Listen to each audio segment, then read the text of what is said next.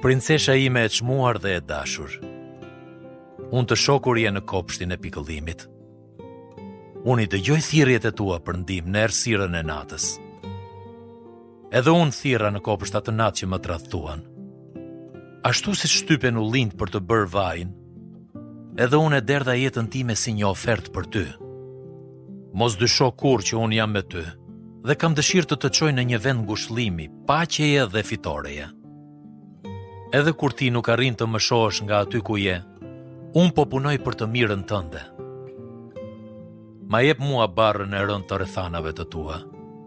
Më jep copzat e vogla të zemrës tënde të thyer dhe eja tek unë në lutje.